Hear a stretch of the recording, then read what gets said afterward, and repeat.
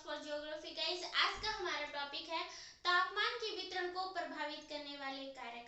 हमारी इस पृथ्वी पर विभिन्न स्थानों पर हमें अलग अलग टेम्परेचर देखने को मिलता है और कई बार तो ऐसा होता है कि एक ही अक्षांश पर हमें दो अलग स्थानों में हमें अलग अलग टेम्परेचर देखने को मिलता है। वो एक ही अक्षांश पर स्थित है परंतु फिर भी उनके तापमान में अंतर रहता है। तो आखिर ऐसे कौन से कारक है जो तापमान के वितरण को इतना प्रभावित करते हैं? तो आइए चर्चा करते हैं हमारी इस क्लास में। तापमान के वितरण को प्रभावित करने वाले कारकों में सबसे पहला जो कारक या फैक्टर है वो है भूमध्य रेखा से दूरी। भूमध्य रेखा से दूरी कैसे प्रभावित करती है तापमान को? हमारी इस पृथ्वी पर जो 0 डिग्री अक्षांश रेखा है उसे हम भूमध्य रेखा या विषुवत रेखा कहते हैं और 23.5 डिग्री अक्षांश उत्तरी अक्षांश रेखा को कर्क रेखा, 23.5 डिग्री दक्षिणी अक्षांश रेखा को मकर रेखा और 90 डिग्री उत्तरी अक्षांश को उत्तरी ध्रुव और 90 डिग्री दक्षिणी अक्षांश को हम दक्षिणी ध्रुव कहते हैं। भूमध्य रेखा या जो 0 डिग्री अक्षांश रेखा है उस पर सूर्य की जो किरणें हैं, जो सूर्य प्रकाश है, वो सूर्य की जो किरणें हैं वो सीधी पड़ती है, लंबवत पड़ती है, तो जिसके कारण भूमध्य रेखा पर जो टेम्परेचर है, तापमान है, वो हमेशा अधिक रहता है क्योंकि यहाँ पे जो सूर्य प्रकाश है वो अधिक मात्रा में मिलता है। और जो कर्क और जो मकर रेखा है, यहाँ पर भी जो कर्क रेखा पर जो सूर्य है वो साल में एक बार सीधा चमकता है, उसी तरह से मकर रेखा को भी सूर्य एक बार 22 सितंबर को चमकता है। तो जिसके कारण कर्क रेखा से और जो मकर रेखा के बीच का जो क्षेत्र है, यहाँ पर आपको जो टेम्परेचर है वो हमेशा अधिक देखने को मिलेगा। परंतु भूमध्य रेखा से जैसे जैसे हम ध्रुवों की ओर जाते हैं तो वैसे वैसे जो सूर्य की जो किरणें हैं, जो सूर्य प्रकाश की जो मात्रा है वो कम होने लगती है। क्यों कम होने लगती है?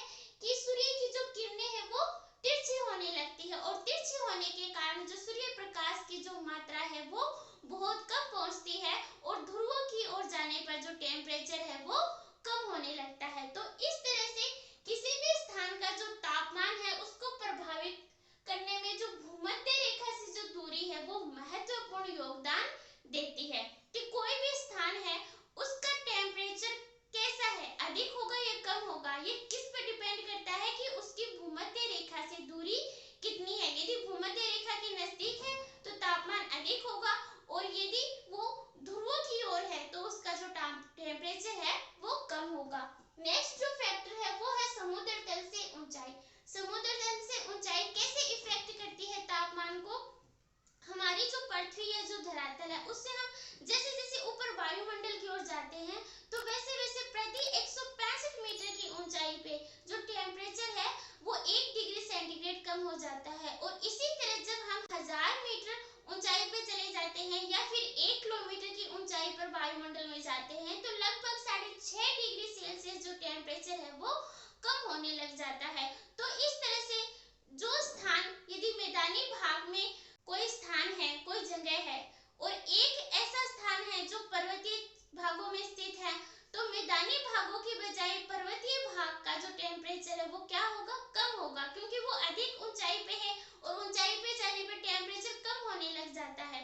तो इस तरह से जब एक ही अक्षांश पर, मान लीजिए कि यहाँ पे 23.5 डिग्री अक्षांश रेखा है, उस पे एक स्थान तो ऐसा है जो मैदानी क्षेत्र के रूप में है और एक स्थान ऐसा है जो पर्वत के रूप में है। तो पर्वतों पे अधिक ऊंचाई होने के कारण तापमान कम होगा और मैदानी भाग पे पर्वतों की बजाय जो तापमान है वो अधिक होगा। तो इस तरह से समुद्र तल से ऊंचाई भी है वो तापमान को प्रभावित करती है। नेक्स्ट जो फैक्टर है वो है समुद्र तल से दूरी। समुद्र तल से दूरी कैसे प्रभावित करती है? कि जो जलीय जो भाग होता है वो देरी से गर्म होता है और देरी से ही ठंडा होता है और जो धरातलीय भाग होता है, जो स्थलीय भाग होता है, वो जल्दी से गर्म होता है और जल्दी से ही ठंडा हो जाता है। जलीय जो भाग है वो स्थलीय धरातल की अपेक्षा 5 गुना देरी से ठंडा होता है या 5 गुना देरी से ही गर्म होता है। तो इस तरह से जो समुद्रीय जो इलाके होते हैं, समुद्र के किनारे वाले जो भाग होते हैं, वहां पे जो आपको टेम्परेचर है वो हमेशा लगभग समान सा रहता है। उनका जो अधिकतम और जो न्यूनतम तापमान का जो अंतर होता है वो बहुत कम होता है। परंतु जो स्थलीय भाग है उनमें जो तापमान का जो अंतर होता है, तापांतर होता है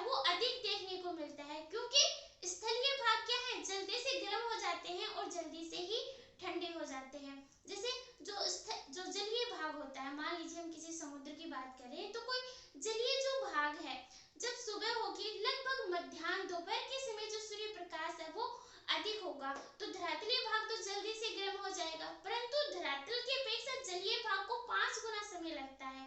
तो जब जलीय भाग गर्म होगा उतने में तो शाम हो जाएगी, रात हो जाएगी, और रात हो जाएगी तो सूर्य प्रकाश का अभाव होगा, और सूर्य प्रकाश के अभाव में जो जल है वो वापस ठंडा होने लग जाएगा, और जल अधिक ठंडा भी नहीं हो पाएगा क्योंकि उसको ठंडा होने में भी धरातल से 5 गुना अधिक समय लगता है। तो जैसे ही वो ठंडा होने लगेगा तो वैसे ही सुबह हो जाएगी, तो इस तरह से वो वापस गर्म होने लग जाता है। तो इस तरह से जो जलीय भाग होता है, जो समुद्री भाग होता है, वो ना ही अधिक गर्म हो पाता है और ना ही अधिक ठंडा हो पाता है। तो इसलिए जो समुद्र के जो पास में जो भाग होते हैं वहां पे जो तापमान है वो आपको लगभग समान सा देखने को मिलता है, बजाय उन भागों के जो समुद्र से दूर स्थित है। नेक्स्ट जो फैक्टर है वो है समुद्री धाराएं।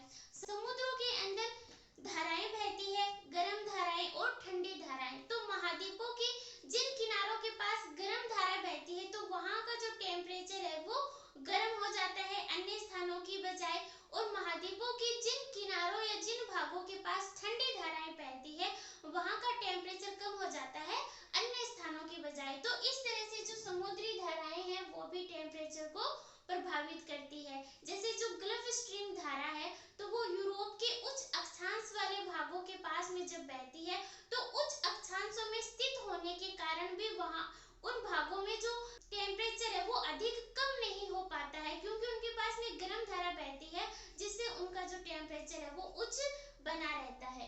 नेक्स्ट जो फैक्टर है वो है प्रचलित पवने।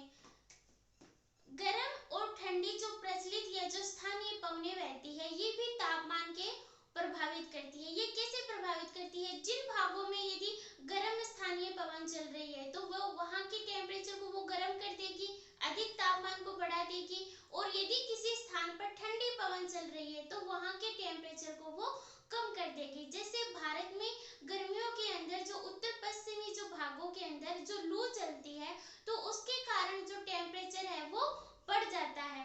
तो इस तरह से जो प्रचलित पवनी या जो स्थानीय पवनी होती है वो भी तापमान को प्रभावित करती है। नेक्स्ट जो फैक्टर है वो है भूमि का ढाल। भूमि का ढाल कैसे इफेक्ट करता है? जैसे मान लीजिए ये कोई स्थान है, कोई जगह है और ये यहाँ पर सूर्य है, तो धरातल का जो ढाल धरातल का सूर्य के सामने होगा, वहां पे तो जो सूर्य की किरणें वो सीधी पड़ रही है तो वहां पे टेम्परेचर क्या होगा? अधिक होगा। लेकिन जो इसका विमुख ढाल है तो वहां पर सूर्य की किरणें हैं वो सीधी नहीं पहुंच पा रही है, तो जिसके कारण वहां पे टेम्परेचर कम होगा, किसकी बजाय? सम्मुख ढाल वाले क्षेत्र की